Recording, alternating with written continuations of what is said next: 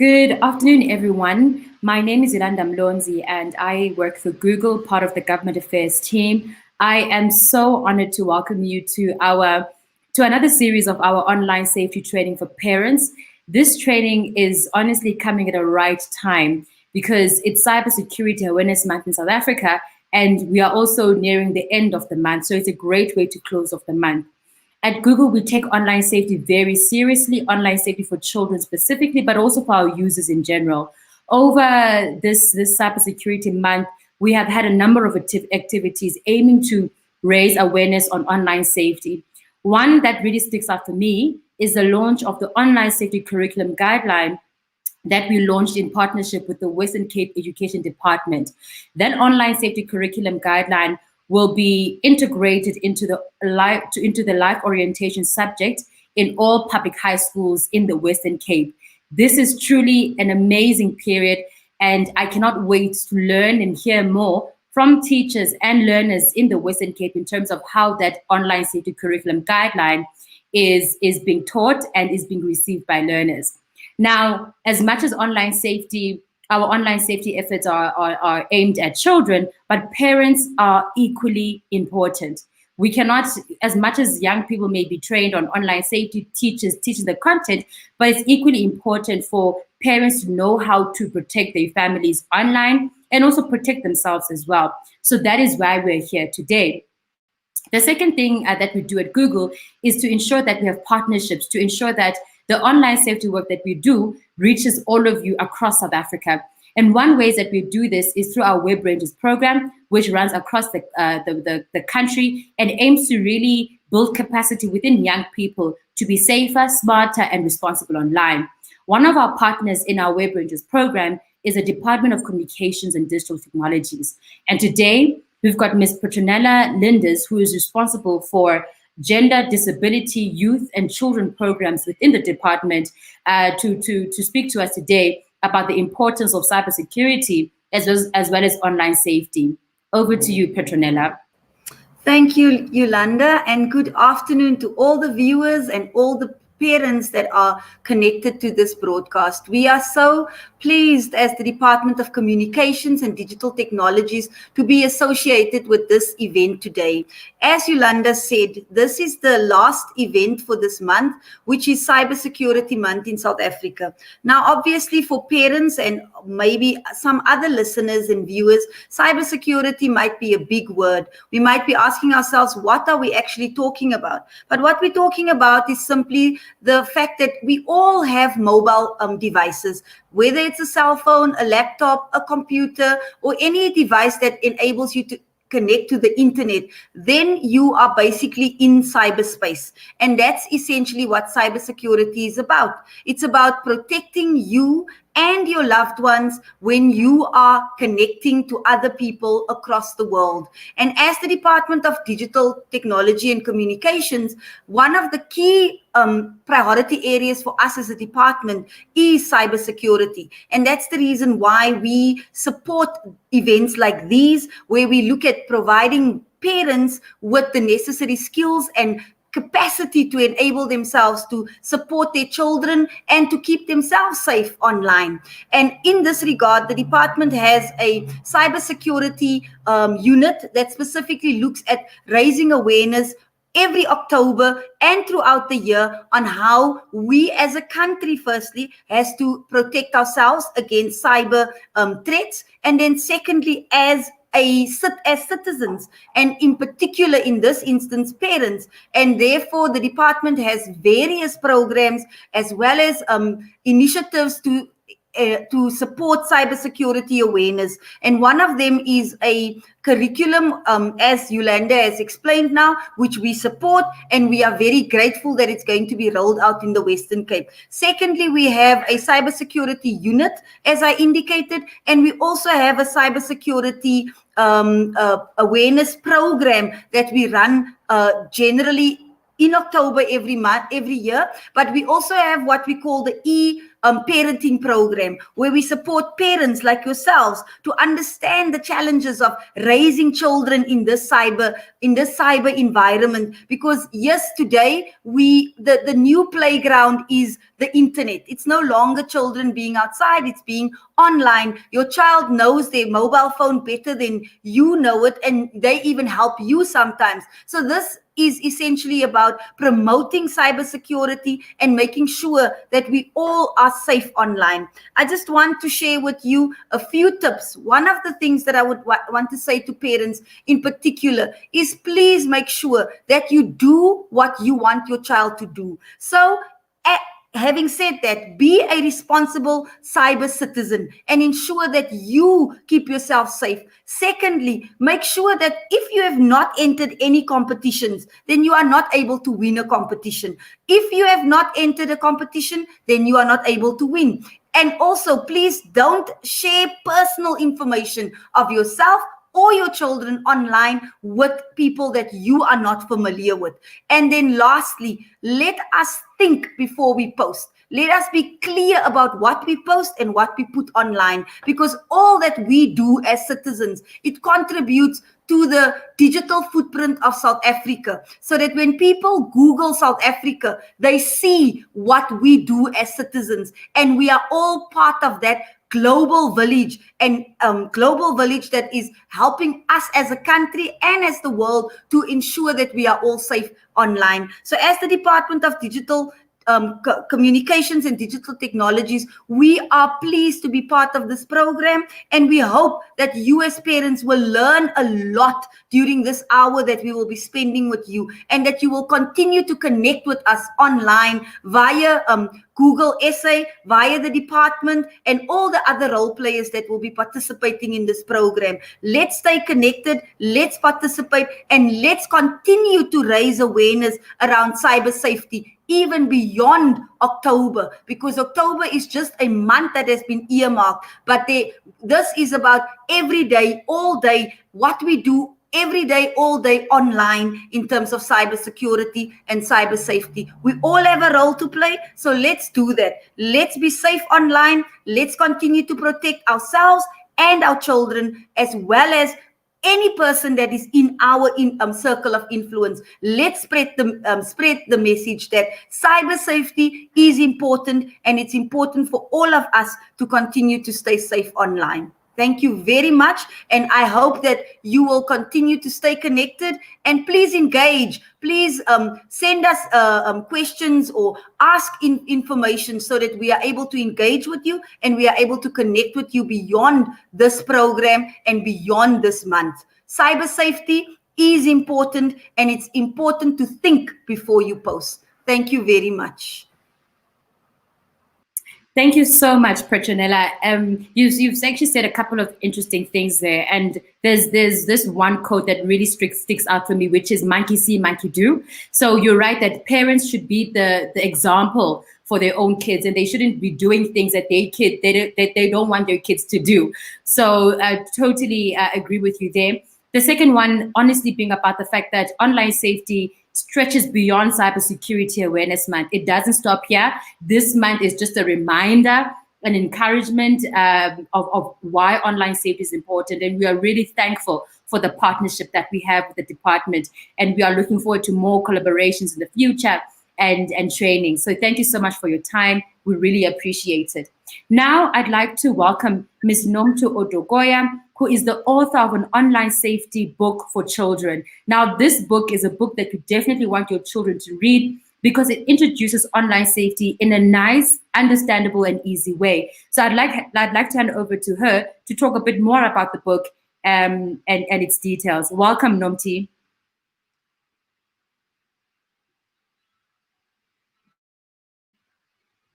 I think you're on mute. Sorry. Oh, sorry. There we go. I forgot to unmute myself.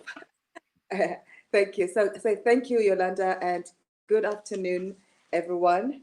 It is my absolute pleasure to be a part of this beautiful program and to have worked with Google together to come up with this book, which says How to Be Safe Online.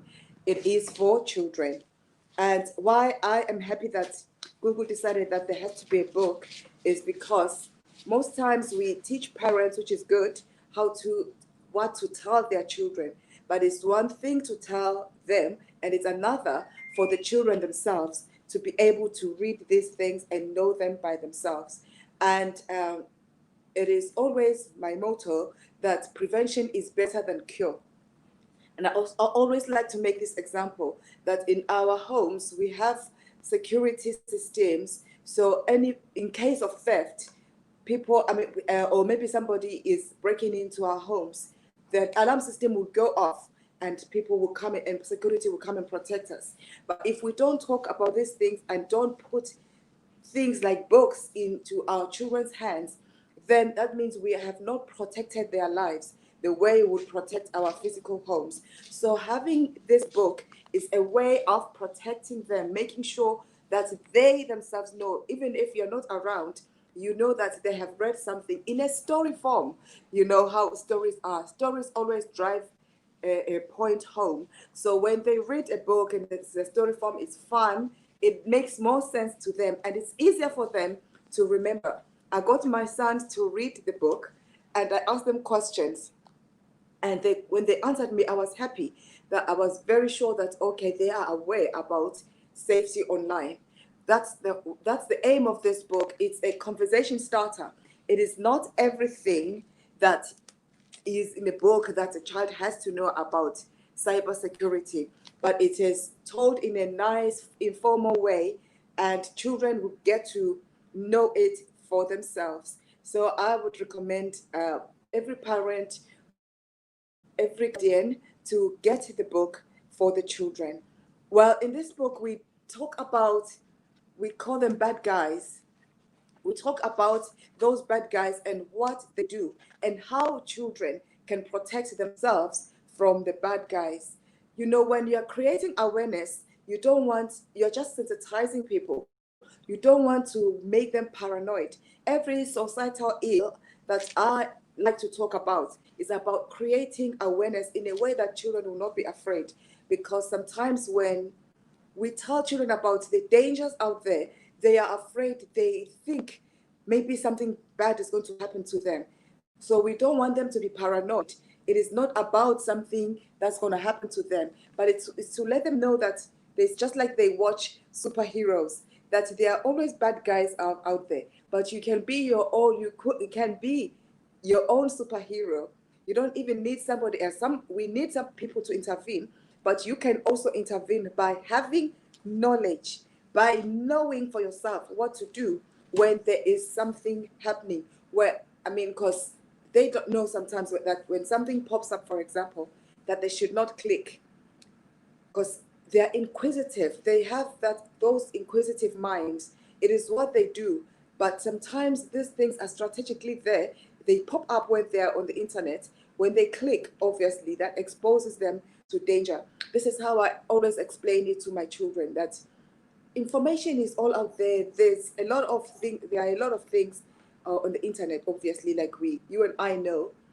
Right now, my own children are on online learning. They can't go to school because of the COVID-19.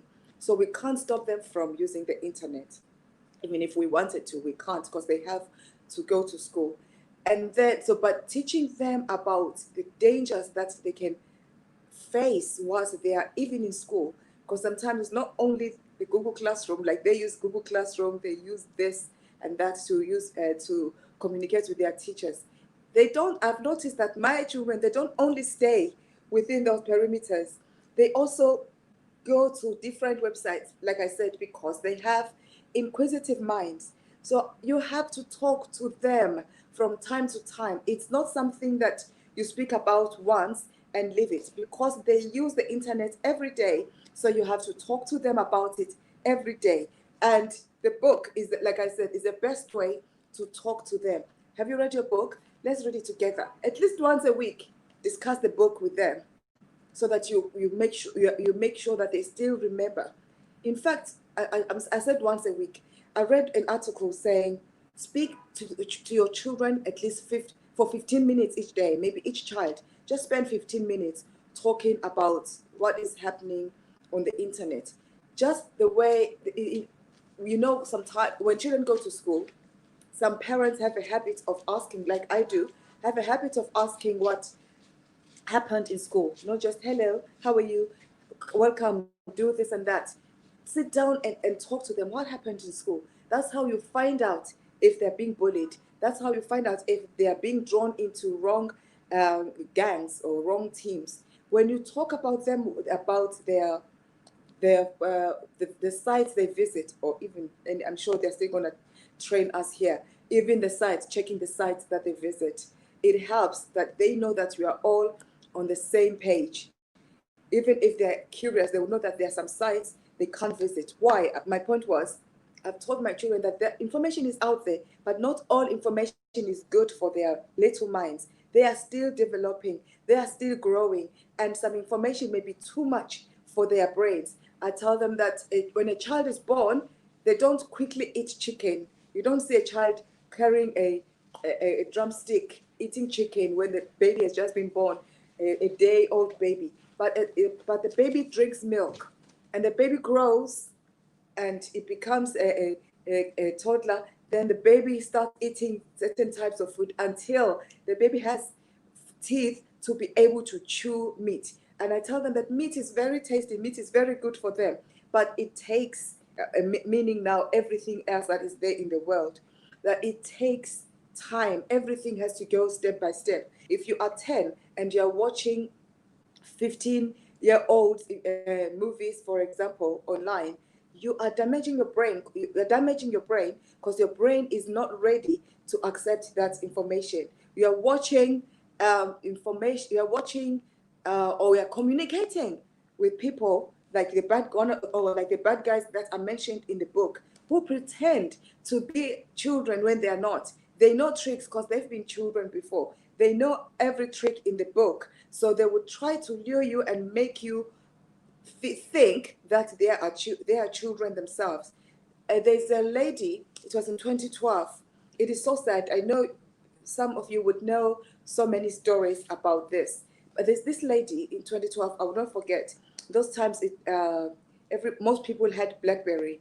So she met these guys online, and they invited her to come from one state. I'm in Lagos, so I think she was in Abuja, so she was to travel to come to Lagos. She did travel, but when she got here, they had all come together. They robbed her and they killed her. That's a danger. They met online, and she was not aware that you have to be careful about people you meet online. Like I say, don't be paranoid. Sometimes we meet great people online, but people you don't know, they are adults to guide you. If somebody is reaching out to you, the book is there to tell you what to do. So just briefly, the bad guys that are here and how to, we are telling them to share with care, to be careful that your family knows everything about you.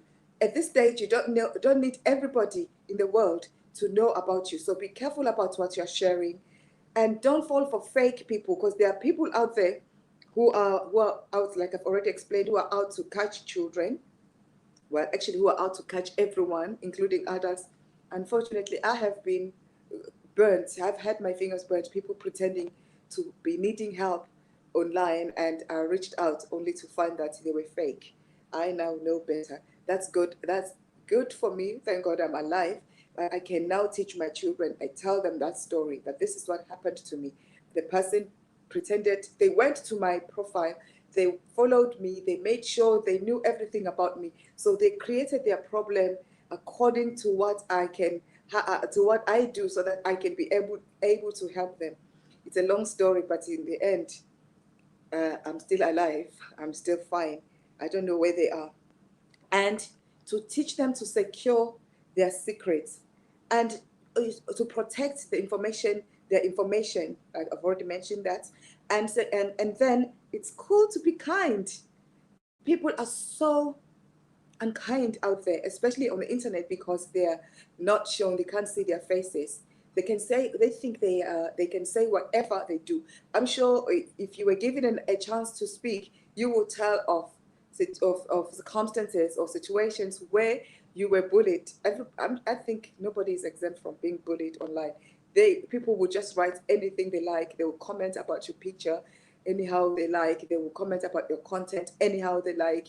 They will, according to how they feel that day. So talking to children is strengthening their emotions, making them understand that it's not everybody who is for them.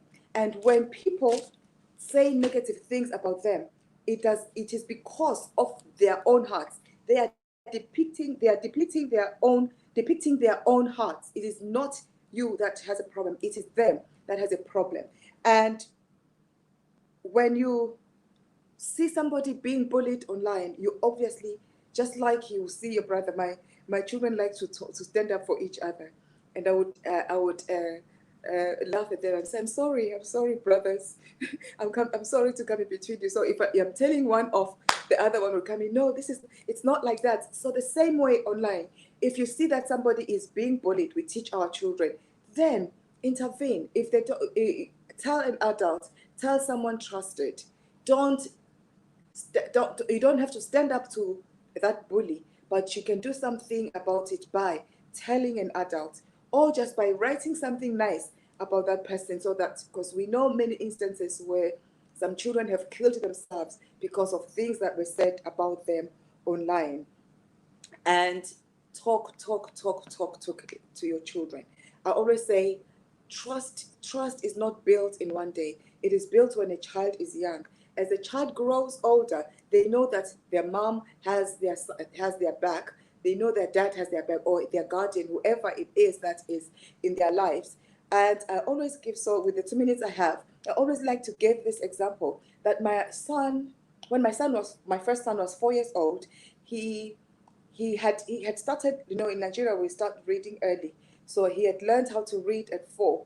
One day he was in class, and his teacher, commended one of the boys, saying, "Oh, your father told me that you can read very well. Well done, so and so."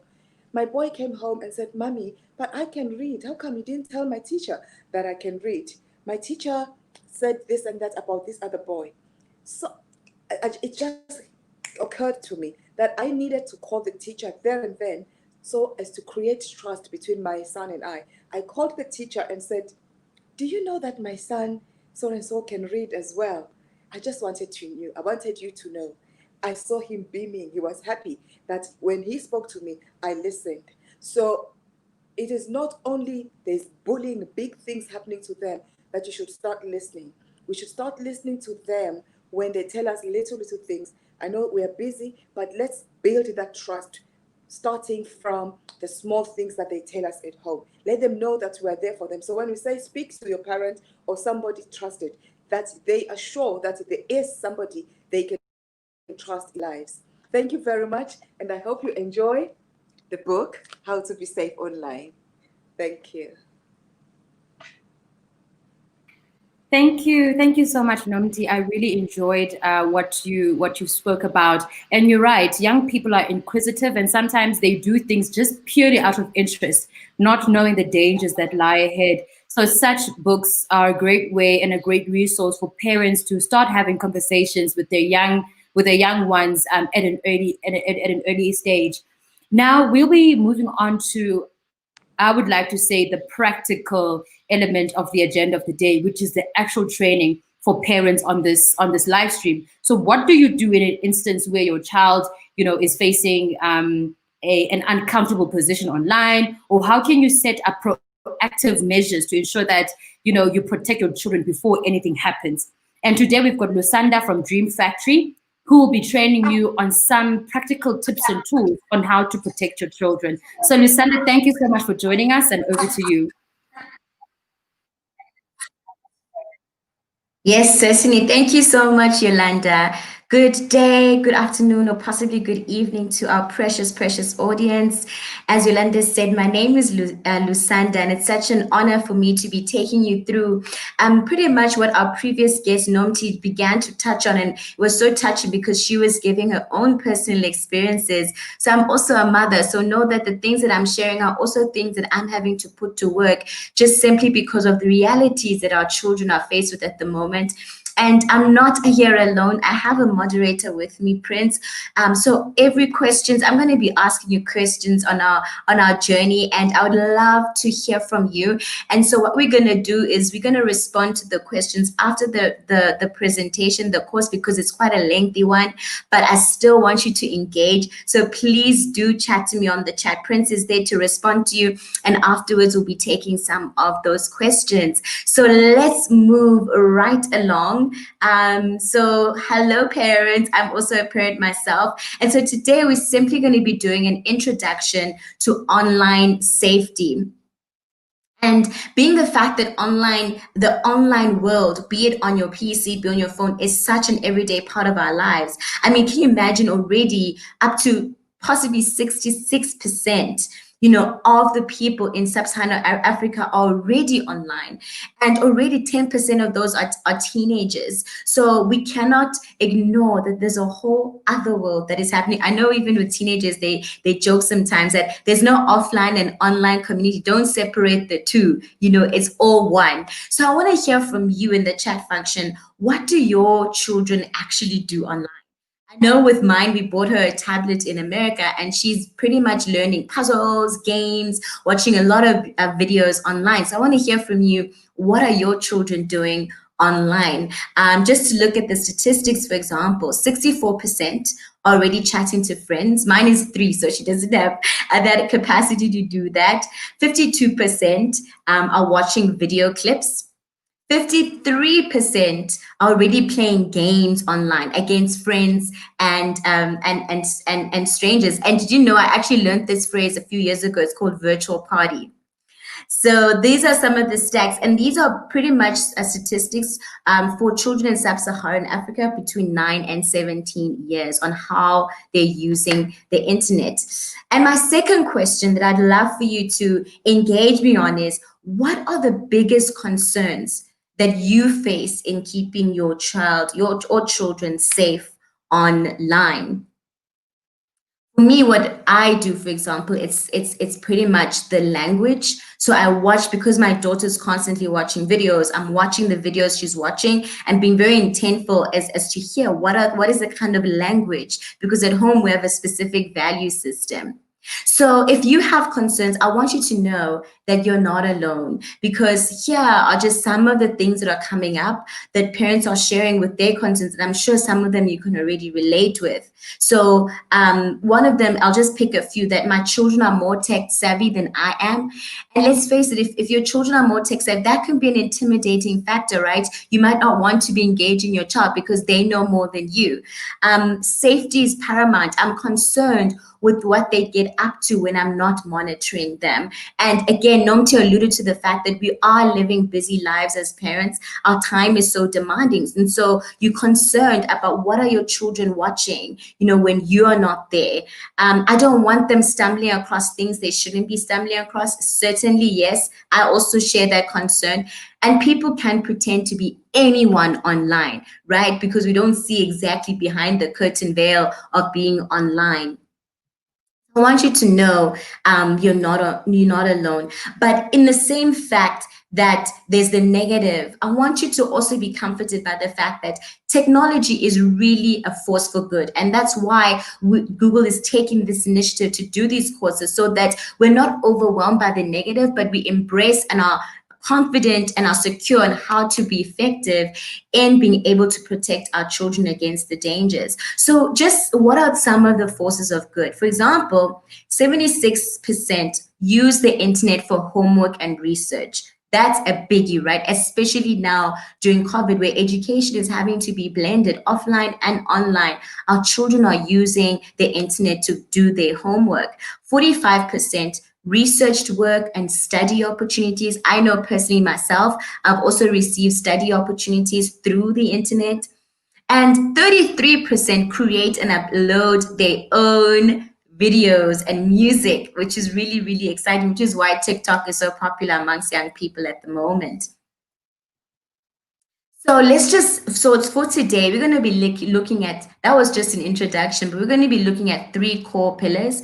One being how to set digital ground rules for the family. And I think the important thing is that we have to take a holistic approach. We have to take the whole family on board. Number two, how can we discover and manage family-friendly content? And let me tell you, there is a lot of beautiful content out there.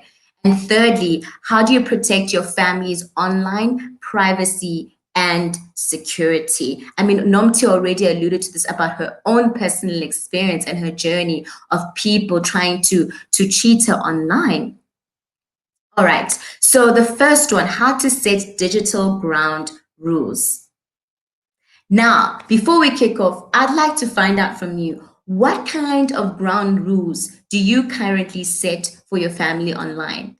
Do you set online ground rules? I know traditionally, my parents set TV rules, right? So you had to be asleep by 7:30 or 8 o'clock. But imagine now we're having to set digital ground rules. So please, I want you to hear from you on the chat function, and we're going to look at it later. What ground rules have you already set or are thinking of setting for the home? And don't worry, if you don't know yet, you're going to find out today. We're going to teach you some of those that you can consider. Okay, so let's look at some of the options that you have. So number one is that you can establish ground rules around screen time, right? So it's not TV time now, it's screen time. So you know that you can say to your kids, you're only allowed to watch these on YouTube, whatever they're streaming on such a time, X amount of time to this amount of time. Number two, you can create family rules about what to share. And that's really, really cool, because I think if you are running a family value system and everyone is on the same page, because there is the online is not as private as we think. And I think if we can take responsibility as a family to say, let's be responsible about what it is that we share as a family, so that someone doesn't go off and share something that's not aligned with the family values. So three, establish family values online. Very, very, very important. Already I was chatting to you about these family values that we need to incorporate. Perhaps maybe we might need to update the ones that we have and see, are they aligned with the digital era that we're in currently? All right, so let's talk about screen time. So there's a positive with having screen time, and there's also the negative. So with the negative impact on your kids or even for yourself, this is important, is that the more you allowing your eyes to be engaging on screen time, in effect, you're telling your brain that you're constantly on daylight, which might obviously affect your sleeping patterns, right? So it's very important to think through, for example, when you want your children to be to have their screen time and when you want them to sleep, so that there's that sufficient time for that brain to be able to say, okay, now it's time to sleep, and I'm not affected by the amount of light that's coming from the screen, which is constantly telling the brain that it's daytime, so you can't sleep. The other secondary part is spending less time with others or outdoors. I mean, there's already stories of kids in Asia who do not go outdoors. They're just constantly on their screens. And already for parents who are in the city, being outdoors is already such a precious time, because you're either in an apartment, you don't have a garden, etc., etc. So how much more when we are adding more and more screen time? But there's also the positive, right? The positive being that children can complete homework, they have access to myriads of information, authentic information, true information that can enable them to do their homework effectively, and also connecting with friends and family. Though digitally, they can do it anywhere in the world at any time.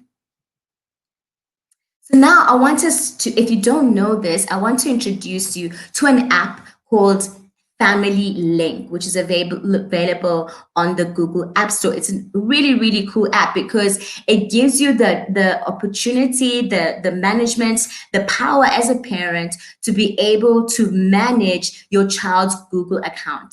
So either on Chromebook or an Android device, so you can set digital ground rules that work for your family. So how do you do it? Firstly, you create a Google account for your child, and then you link it to your account.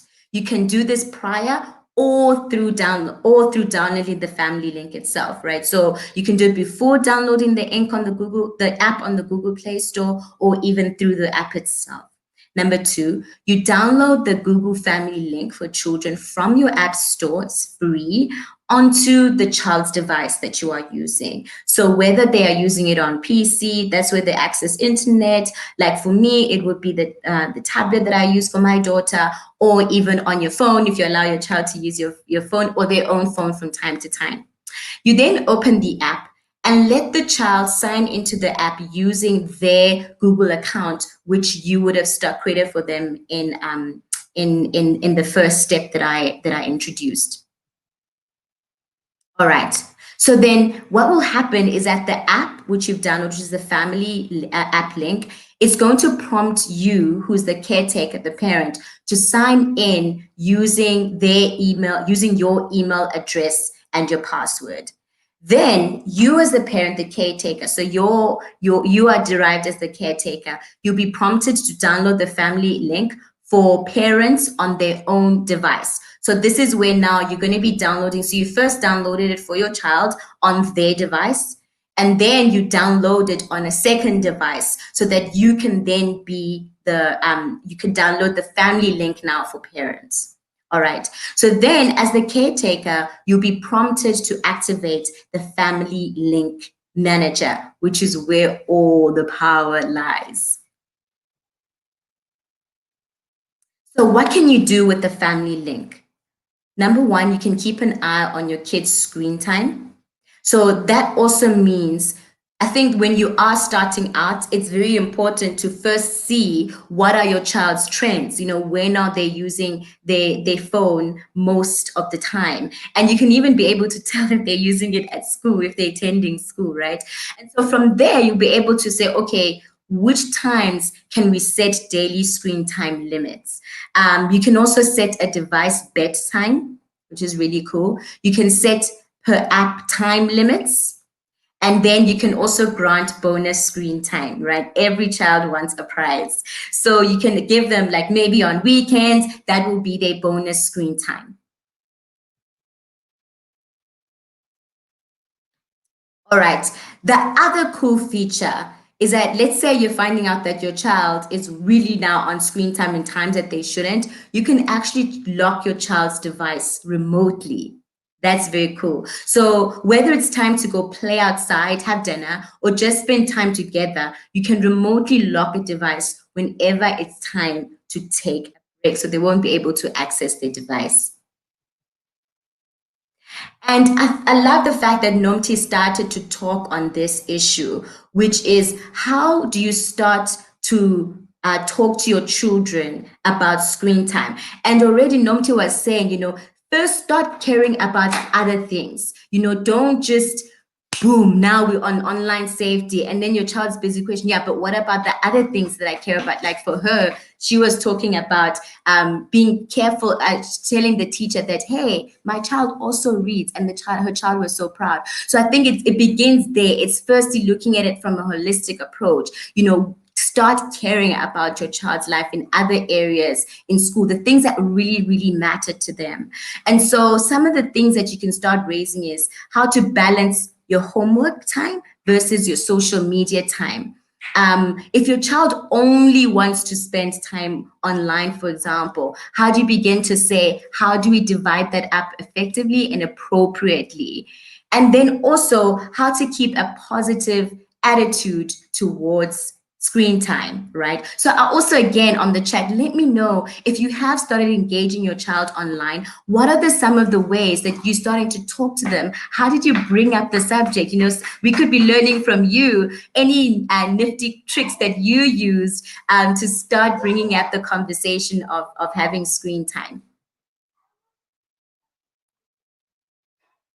So some of the conversations starters, I would say, questions that you can start asking as a family regarding screen time is, for example, you can begin by asking, does technology ever prevent you from being present? As in being in the space where you are physically and just being alive, alert, present, or for example, whilst we're having a conversation, you're also on your phone. So these are some of the conversation starters, questions that you can begin to engage as a family. Secondly, how does screen time affect focus, and why does it matter to focus? 3, reflect on ways to control screen time. And as you can see with these questions, you're not being aggressive, you're being as subtle as possible, engaging your child already in terms of what are the ways that you think that you haven't been present because of technology.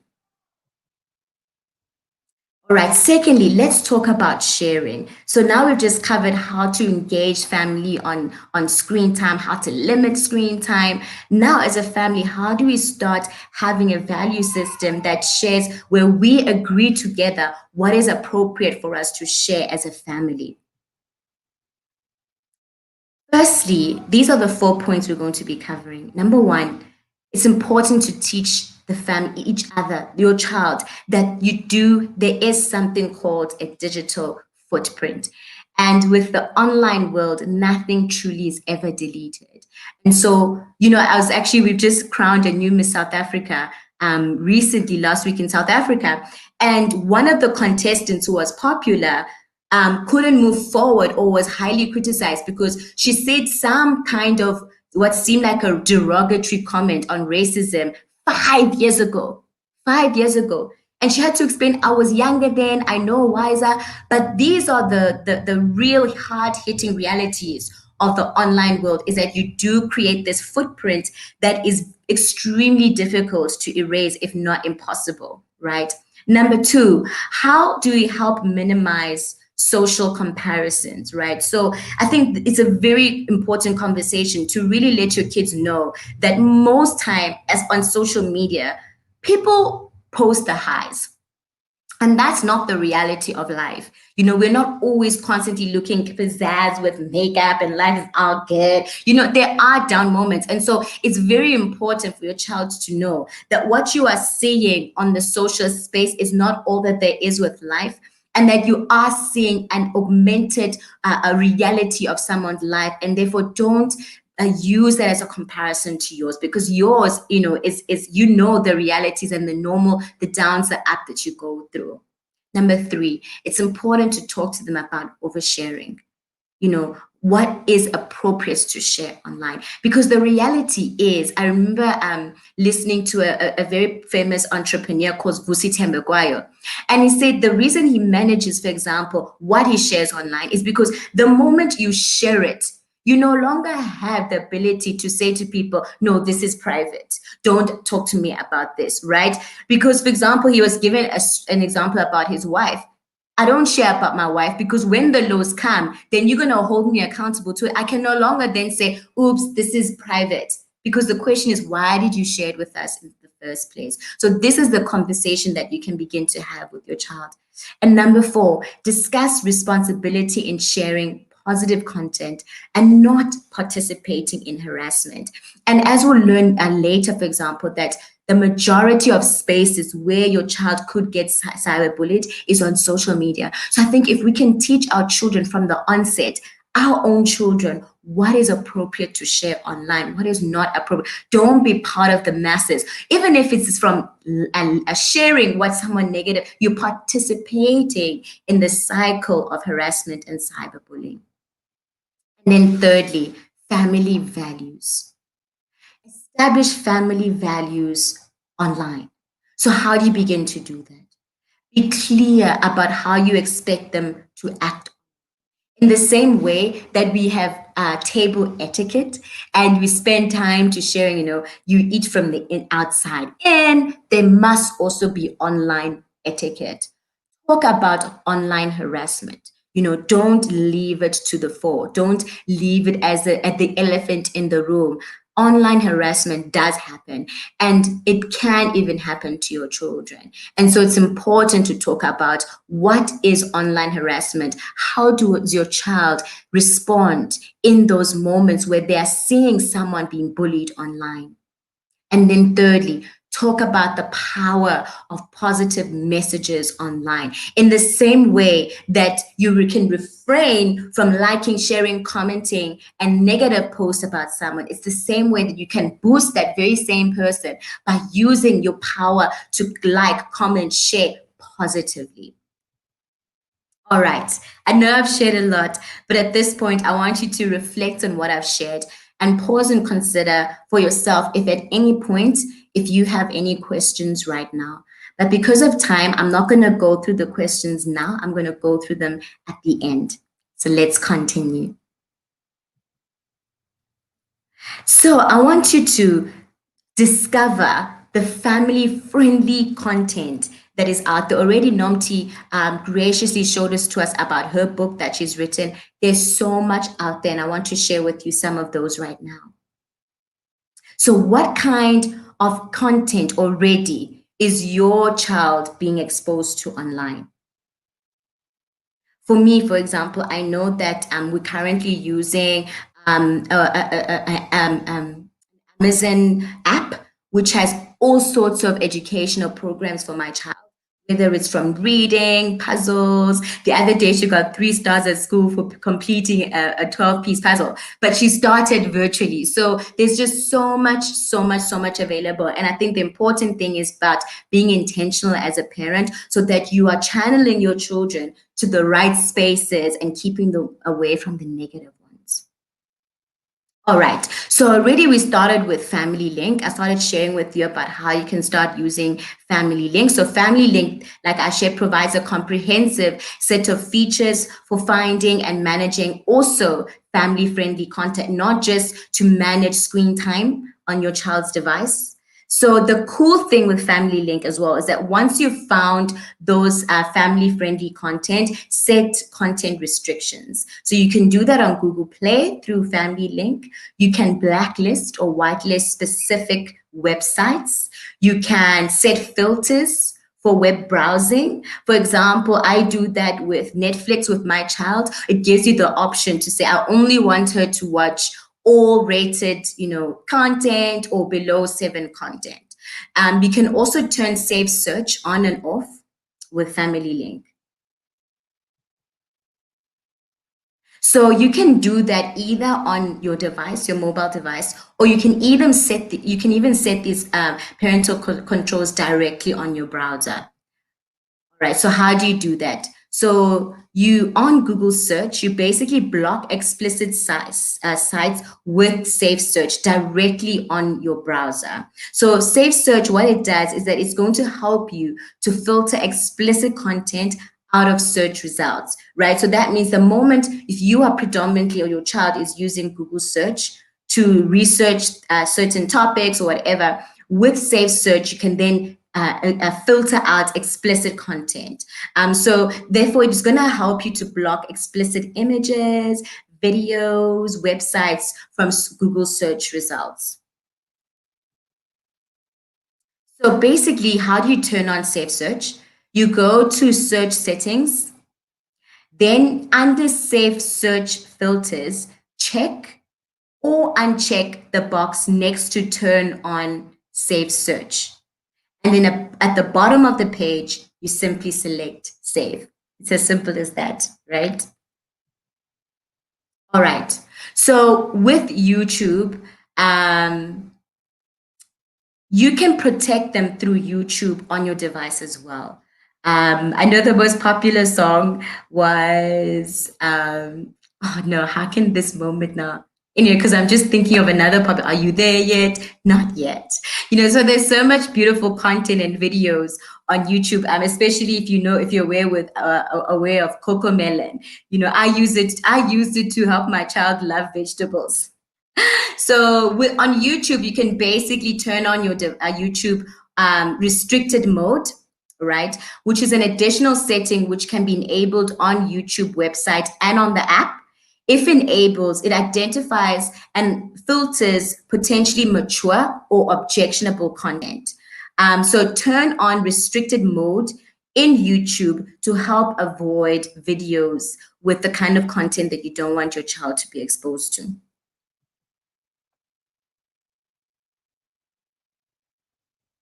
All right. So basically, how do you get to restricted mode?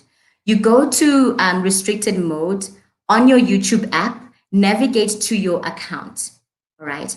Once you get to your account, select settings, and then under the restricted mode, turn the toggle on, and you're good to go. Now, a really good feature, just in case you didn't know, is that there's also YouTube Kids. So YouTube Kids is parent-approved content. You're able to set time limits. You can block or flag mature content, even on YouTube.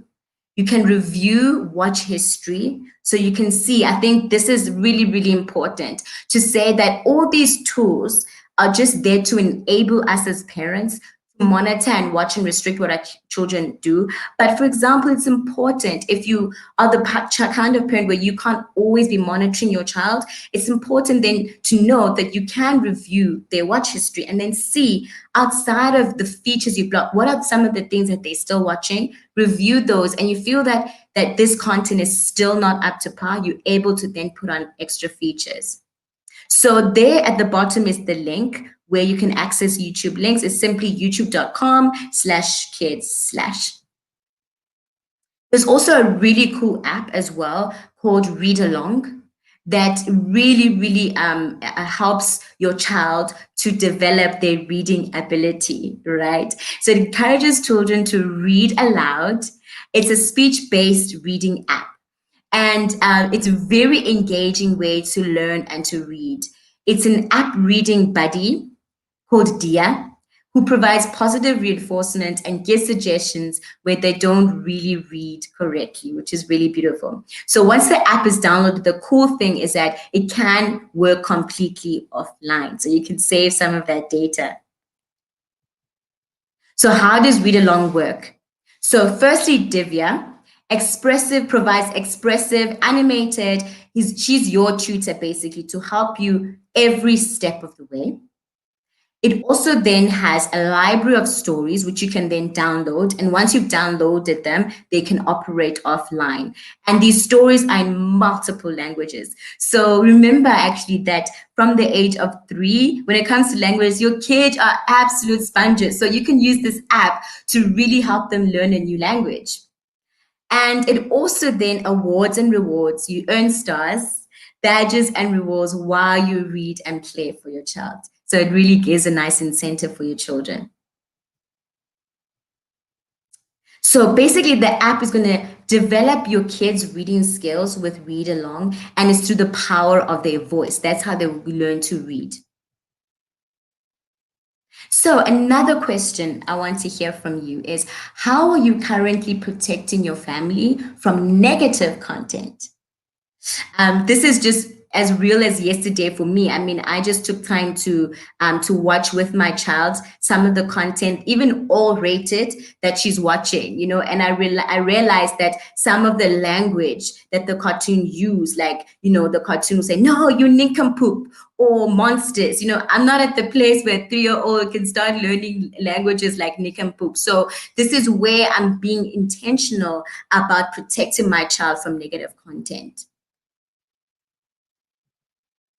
All right, so some of the ideas that you can start engaging, if you haven't started already, you know, to start engaging the family, is simply start a conversation. You know, it's as simple as that. Just start a conversation and begin to ask the subtle questions that we began, like, you know, have you come across negative content online lately?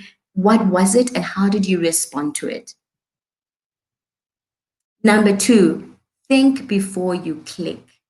You know, because a lot of the times in websites, if you haven't put in the filters, one click could lead you to a whole other ball game, right? You find yourself, you've won the lotto all of a sudden. Next thing, you click in your personal account. So think before you click. You know, is it a legitimate site? What is it that you're clicking?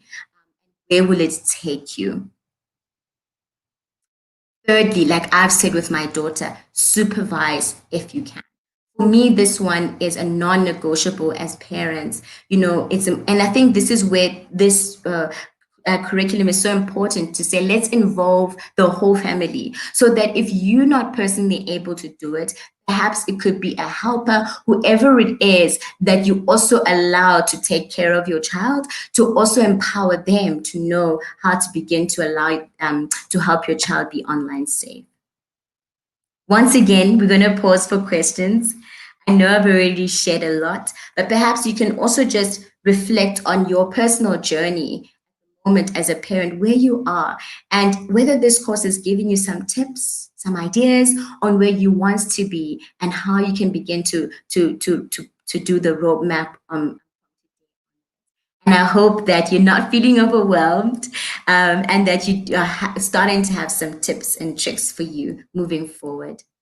And like I said, I'm going to be reflecting on your questions later on. So don't worry if you have a burning question, or perhaps Prince has already started answering them on the chat. All right. So how are you going to protect your family's security and privacy? This is the last part that we want to be talking about. And I'm going to start with a question. What is the most popular social media platform for your kids? I mean, my daughter is too young, so I can already think of some already. But for you, what are those popular social media platforms that you've noticed your children using? Some of them you might know, some of them you might not know. But yeah, I want to find out from you. Tell me, what are the social media platforms that are popular with your children? And the why we're asking this is because the increased use of mobile devices and greater access to broadband internet has made children more accessible than ever through unprotected social media profiles and online game forums. So even gaming is not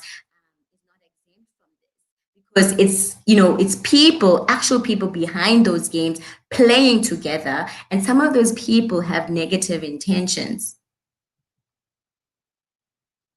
And so it's important to be aware about some of the things that your child could be coming across in the game sites or even on social media. Number one, stranger danger.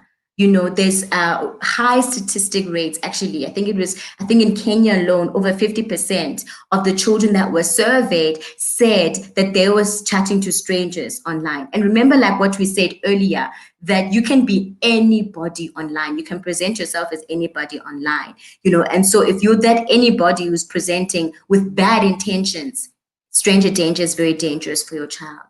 Number two, identity fraud.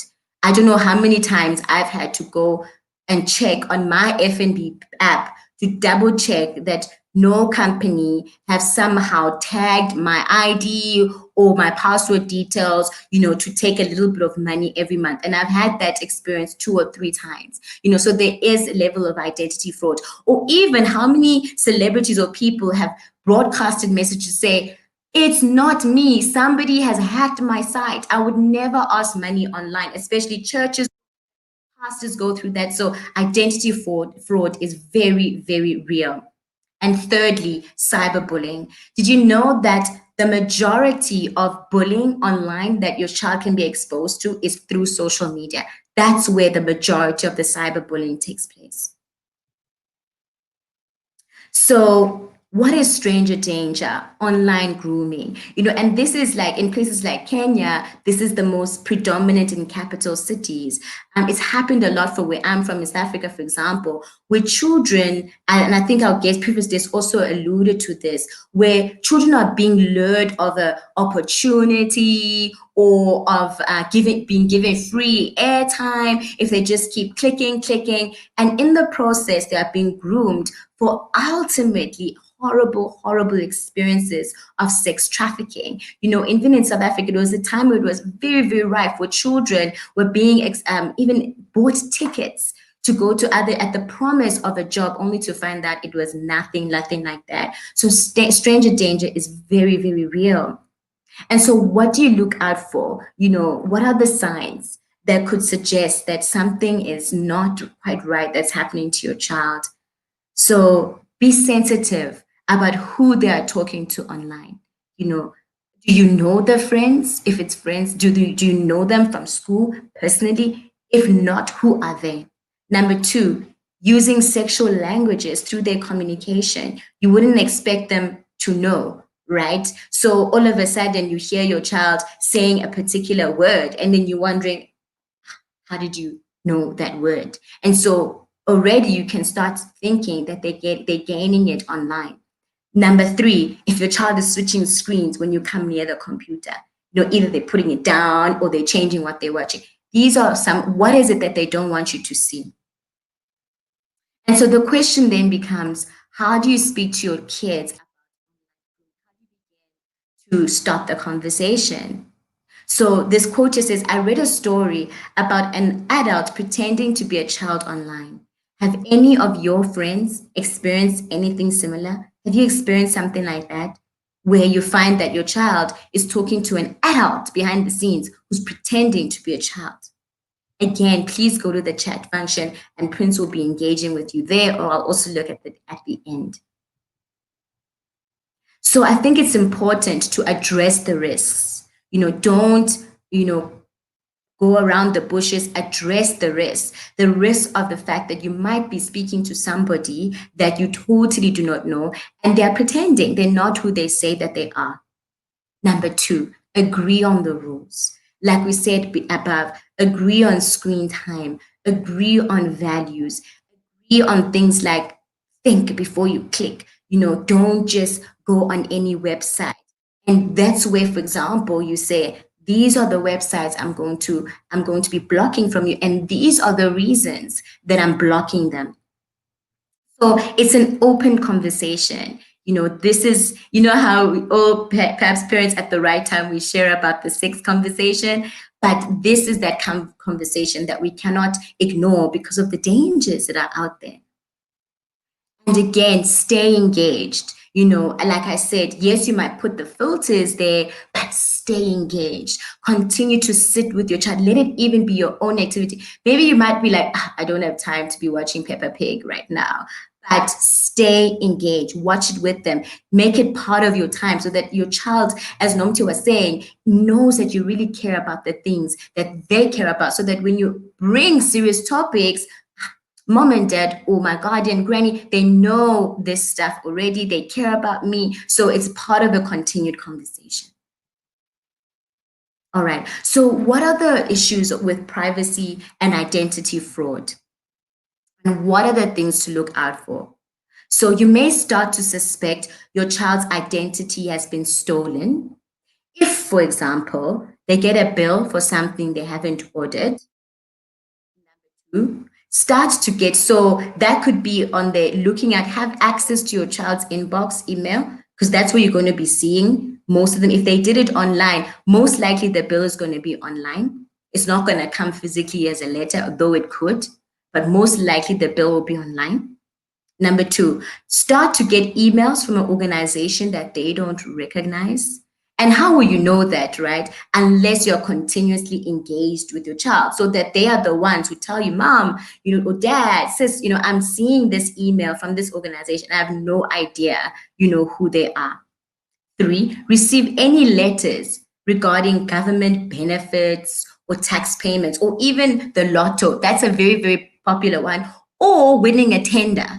So these are the kinds of things that you can start looking out for, that you can start suspecting as fraud. So how can you protect your child from identity theft? Number 1, check their online privacy settings, their current one, and see if they have enough filters to protect them from fraud.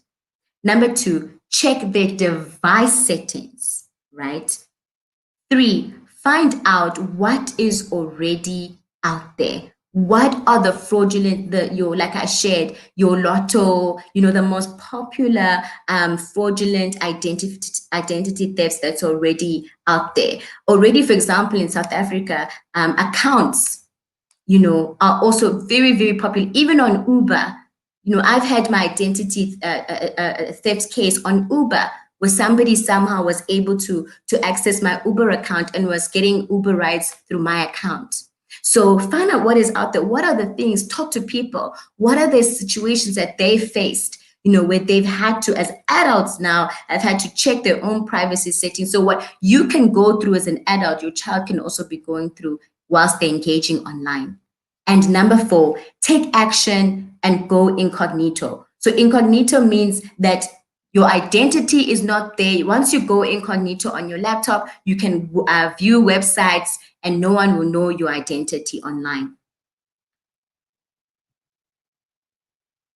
So you can enable privacy settings across all social media platforms, that being on YouTube, on Facebook itself, on Snapchat, and even on TikTok. So I know that what I want you to know is that even if you may not know how TikTok works, right? The fact that you have access to your child's device, most of them are pretty much simple. They set up in a way that makes it easy for you to navigate. And most privacy settings are on settings. So if you go on settings alone, then you can just scroll and be able to see, how easy it is to set up these privacy settings. So don't feel intimidated, like, I'm not going to touch Snapchat because I have no idea how it works. Most of the time, it's really simple. Just take the action, take the step. So like I said, for example, on YouTube, you can open the app, click the profile picture to open up the menu. So your profile picture, or that tab where your profile, if you haven't loaded a profile picture for yourself or your child, firstly, I think I'd suggest try it out for yourself, learn it for yourself, and then you can be able to do it for your child as well. So basically on your home tab, select settings. And then from there, you can change your name and profile settings. Or you can then use the videos tab to edit video settings. All right, so that you don't find a situation where your child has uploaded, a video that is now public, anyone can view. So what happens on YouTube is that you can set privacy settings for the videos that you upload on YouTube. And there you go on your tab, your videos, on your edit video settings, next the MIDI next to a video, and select edit. Tap privacy to edit the privacy settings of your videos, and it will give you 3 options. Right, so you can have videos that are unlisted. So if a video is unlisted, it means only the people with the link can see it, or private. So there's different options that you can choose to determine the privacy that you want for your videos. Then talk to your children about setting strong passwords. I've done that in schools around South Africa, training kids on how they can, because kids often just do my name and surname, like the easiest thing that they can remember. And so those are like easy private password. That's not a strong password. But then if you make your password, train them that they can make their password unique in a memorable way, right? You can make you can do that by making your password longer and more memorable. Then you use a combination of uppercase letters, lowercase letters, numbers, and symbols like exclamation marks, commas, @ and then avoid personal info and common words, right? Like I said, kids love to say my name and surname. So you avoid things like that. Rather perhaps use a nickname that only your close circle of people would know, or any other word that you will be able to remember quickly. All right, so let's talk about cyberbullying. Did you know that 47% of children interviewed reported experience some form of digital harassment? And the scary thought about the scary other side research around that is that most of these children didn't tell their parents or guardians that they were cyberbullied. And that's possibly because there's 2 main reasons that research reveals: that they're scared about your response as a parent. What are you going to say? Maybe you're going to judge them, but why are you with that platform to begin with? Secondly, they think that it's part and parcel of being, part of the social media community. So, you just suck it up. That's how things go. And so it's very important, like, as I've been sharing with you, that engaging with the holistic approach of your child is very important, because you're establishing the right environment for them to then be able to tell you when there's an issue online, that mom, dad, sis, this is what I'm going through online, because currently children are not telling their guardians or parents if they're being cyberbullied. So what do you think cyberbullying is? How is it different for you to other forms of bullying? So I want to hear from you. Also, let us know, has your child been cyberbullied or faced other forms of bullying at school? How did you find out about it? So this is very important because, often growing up, bullying starts at a very young age. I have friends who've been traumatized by bullying that didn't happen in high school, but already started at pre-primary. Isn't it crazy that children can be mean from that young age? And so, but the landscape has changed now, whereas with face-to-face bullying, you have a smaller audience. Usually a child is, they gang up on the one person within close quarters, limited to those within view, and you can identify it. If you want to see it, you can identify it. And it's also easier to prove and punish, because usually the child is something physical happen if it's not totally verbal. So it's easier to prove, it's easier to pinpoint. But now with cyberbullying, number one, it's not a small community. It reaches a much wider audience in a matter of seconds. Can you imagine the trauma of that? And not being able to press the delete function. It's out there. Number two, hurtful comments and images being shared multiple times, multiple times. The irony, if you watch the movie of how Facebook was started, even the founder himself shared just, pictures of people through Facebook, and it's traumatic. It's a traumatic experience. It offers a degree of anonymity to the perpetrator because you might not really know who is behind all of this. And number four, it's difficult to police and to punish, right? Because number one, the countries are still catching up with the laws on how to punish. And number two, who is behind the closed curtain? Who did the cyberbullying? Because you could find that person just simply started an account and you don't know who it is. So it's much more difficult to police and to punish. So are you familiar with some of these terms that people are using, and I think it's important why I want to share this with you so that if in passing you hear your child saying these terms maybe over the phone or chat, then you know exactly what it is that they're referring to. So I want us to look at each and every one of them.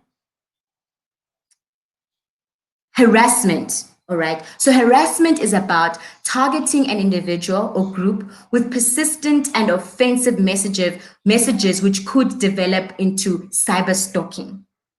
Outing. That is publicly sharing personal, private, or embarrassing information, photos or videos about someone online. Imagine without that person's consent. Or how many stories have you heard where someone just shared a video privately with a friend? Boom, next thing. With the click of a button, that privacy is lost because it's been shared to so many other people. So that would be outing.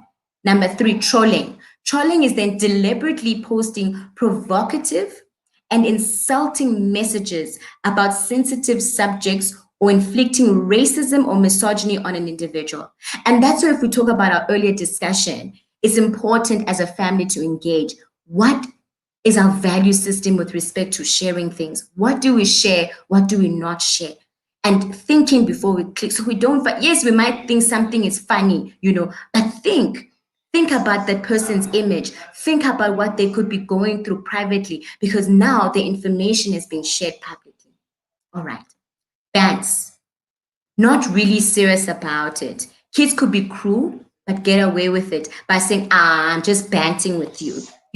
Come on, don't be so boring. Don't be stiff, But what about the trauma that leaves that person, right? Roasting.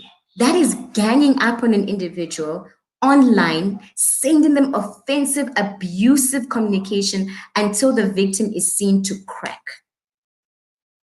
Right? Because you imagine roasting something. So now the cracking is that you've roasted them fully until they're cracking. Horrible, isn't it? And then finally, griefing.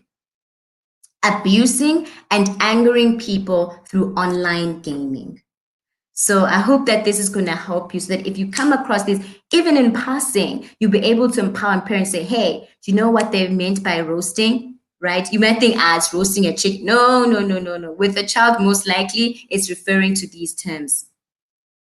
So what can you now look out for when you're starting to suspect your child is being bullied online? Number one, if they stop using the electronic device suddenly or unexpectedly, they just all of a sudden they don't want to go online, they don't want to use their phone. That's a sign.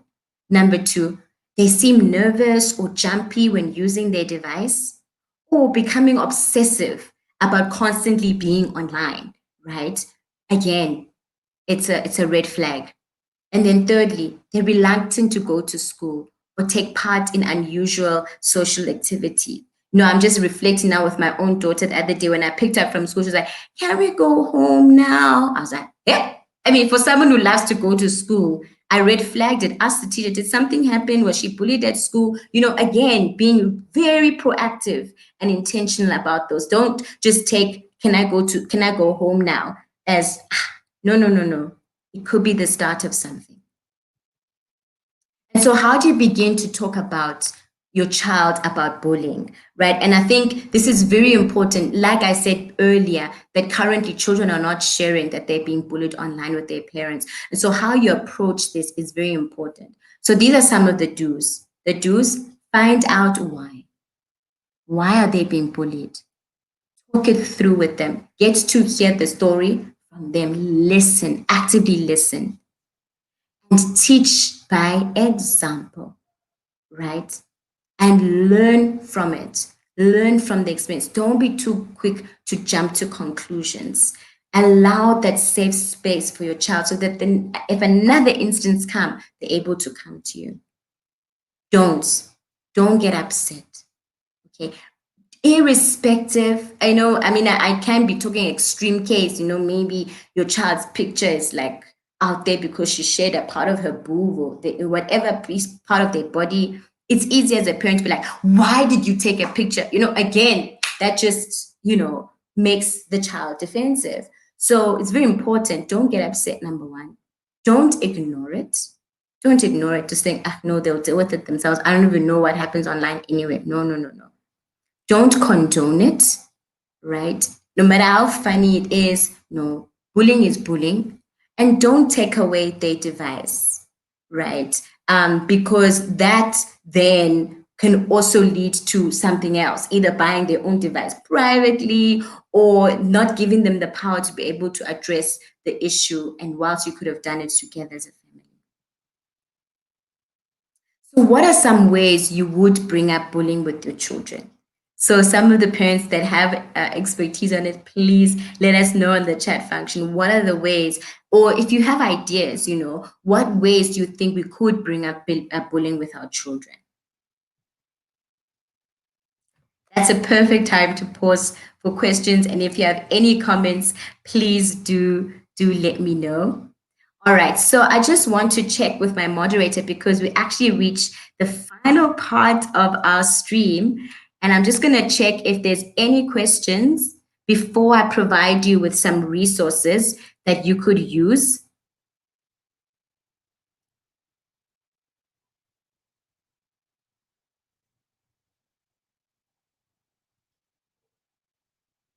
Yes, so I'm seeing some comments actually. I'm seeing Karen saying, yes, starting from young and building trust is very, very important. So true. I'm with you on that. I'm seeing Ojimaojo. Please forgive me if I pronounce your name wrong. And you're saying that I'm a child evangelist, and I'm so excited about this insightful talk. Yay! I'm really glad about that. And thanks for putting this up. And bravo to our speakers. Wow! Thank you for that. Thank you. That's so encouraging. Wow, I'm seeing Judy saying, I really need this, being a parent too. I mean, and the thing is, like, the way that phones have been designed at the moment, I mean, our kids get it and can navigate through the phone. My child was able to navigate through a tablet, my phone, from 2.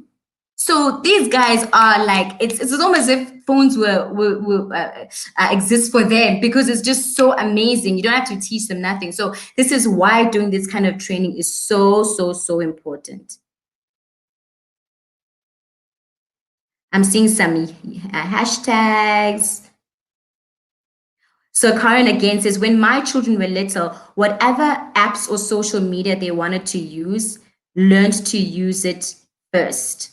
They wanted to use, oh yes, okay, I see. You saying you learned to use it first. That's a great tip. So I'm going to see that as a great tip. Thank you so much, Karen. So you first learned using it first. And then, I mean, that gives you the power to be able to engage your child, right? Because you know how the app works. And also, parent, use it as an opportunity to get into your child's world, right? So that they know you understand them. So that this parental-child gap, as we've grown up to think, I think technology has made it possible for parents to be cool again because you can know the spaces where your child are. You can, and so it really gives us, whereas before, the things that separate fashion, music, but now, hey, I think technology has brought the gap even closer. So take those positives and use them to be able to even grow your relationship with your child again as well, I mean. All right, so I'm going to give you some tips and resources that you can use if you feel that, this information really went by. Resources out there, very great ones, starting with safety.org, this Google Safety Center. So there, you'll be able to, it helps children be smart, confident, and to be able to explore the online world.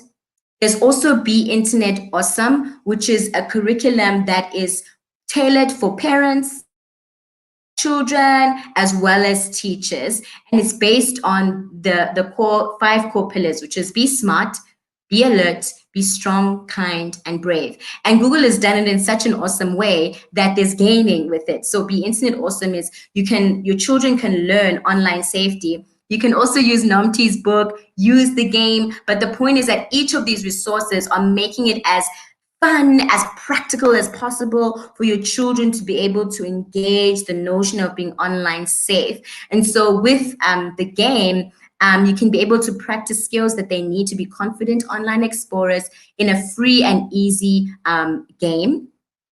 And then it also helps parents to get involved through family activities. This allows parents to encourage their children to learn about the internet in a fun way. And we all know children, they want everything fun, right? There's also a digital well-being family guide, and this is created to help you talk about technology with your family through productive conversations and help you identify healthy habits that work for you and your family. So let's just summarize what we've talked about today with some of the tips that you can start with. Number one, talk early and talk often. Don't wait for the red flags. Start now, right? Number two, choose the right time when to engage your child. What time of the day is relaxed and appropriate for you to have these kinds of conversations. Open up and share too. Open up your life to them. Show them that you are relatable. Number four, create a safe space. So that, again, this is the critical thing. When your child is going through these things, they are able to openly come to you. So you have your Google Digital Wellbeing Guide. You have your YouTube Kids. You have your Family Link app available on the App Store. And then you have what is called the Google Phishing Quiz. I just want to pop up more information on the Google Phishing Quiz. This phishing quiz is an interactive game that tests your ability to check that what content is real or is spam. And I know with adult, this is very, very important. If you're receiving emails on a tender, or I know I always ask my husband as well, like, is this legit? Is this not? So phishing quiz will help you to be able to check that. And so it's useful for you as a parent as well as the children. And so it's available basically on phishingquiz.withgoogle.com. So what was your key takeaway from this session, if I may ask? What has been your key takeaway? What is the one or two things that you are going to action right from this session? And with that said, I want to say thank you, but I realized this slide. Okay, I also want you, because this session is targeted for South Africa, I want you to be aware of these other resources that you can tap into, but I want to hone into Web Rangers, which is available on webrangers.co.za. And Web Rangers is basically a digital literacy project designed to allow young people to gain critical skills and knowledge around online safety. So they work with schools as well, and they have this really amazing program where schools compete. They design an initiative on the kids design an initiative around online safety. So it's a fun platform. So do check out their website and see what are the opportunities that are available in South Africa specifically. And so with that said, thank you so much for having me. I really hope that you've taken some tricks or tips, one or two things that will help you to help armor your kids to be online safety in our current digital age. I'll leave it up to you, Yolanda. Thank you.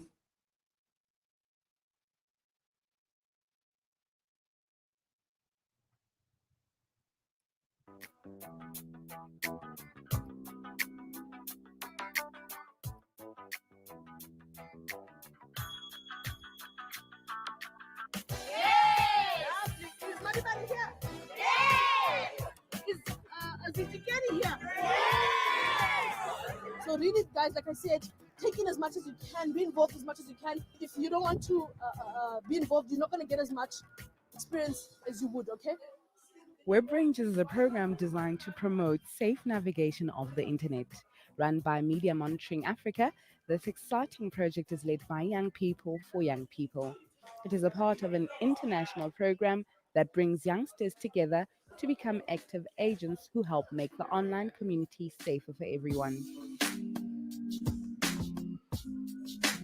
The Web Rangers program helps young people develop critical skills and knowledge around online safety. They use these skills to create innovative campaigns that promote safe internet usage and champion their rights in the digital world. These key performance indicators, you've got to decide on them. They're not an absolute, but they're a guide, okay? It's still an art to connect with people. Media Monitoring Africa is responsible for the implementation of the Web Rangers program across South Africa with the help of various partners, including private industry and government departments. One little idea, how big can it get, right? How big can it get? Selected schools are offered a unique opportunity to become champions of critical digital literacy skills needed to navigate the complexities of life in the 21st century. The project was started in 2016 in February. It started off with 10 schools, and the project has grown now to 15 to 20 schools. It's all about kids teaching kids about internet safety and how to portray yourself on social media so that you don't destroy yourself. The program is a 9-month project which starts in February. MMA and partners select schools to participate in the project. From each school, learners aged between 12 and 17 years are selected to represent their school. They will then take part in a series of activities and workshops aimed at teaching them how to safely and confidently use the internet. I've learned that the internet is a wonderful thing. It's really a great place to learn new things, but it's also a dangerous platform as well. And I've learned how to enjoy the internet and how to be more safe on the internet and how to help others to enjoy the internet. I've learned numerous things and words. Now I know what they mean, from online grooming, defamation, the acts, cyberbullying, and sexting. As part of the training, Web Rangers are expected to design a campaign that will promote safe, savvy, and ethical use of social media and the internet. At the end of the project, MMA and partners select the best campaigns and award prizes accordingly. Support is provided to participating schools in the form of visits and training workshops throughout the program cycle. Web Rangers what? Web Rangers what? Web Rangers what? Web Rangers what? Web Rangers what? Web Rangers what? People moving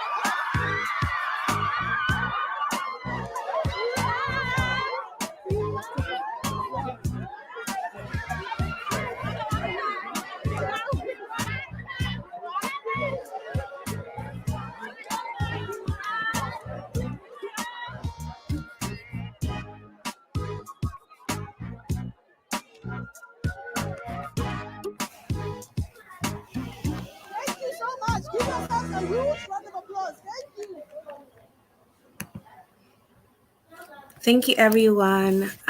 So just to round up, Web Rangers is a digital literacy program designed to allow young people to gain critical skills and knowledge around online safety that they then use to create innovative campaigns that promote safe internet usage. This is one of our programs that we run very collaboratively with the Media Monitoring Agency, like in the video we just watched. The program is about creating young digital citizens who know how to use the internet responsibly and encourage their peers to do the same. My name is Adela, and I just want to, take out time to thank everyone who has been part of this webinar, from our guest speaker, Ms. Petrolina Linders, for sharing insights about the work that they do at the Department of Communications and Digital Technologies through their cybersecurity awareness programs and through their cybersecurity department. I also want to say a huge thank you to Mrs. Odukoya, who attended and shared some helpful tips that she has also worked with the Google team to create this book, How to Be Safe Online. The book is available on ReadAlong, so feel free to download ReadAlong and share it with your kids aged 9 and above. I also want to say a huge thank you to Lusanda, our moderator, for taking us through very carefully all the safety tips and resources that are available to us.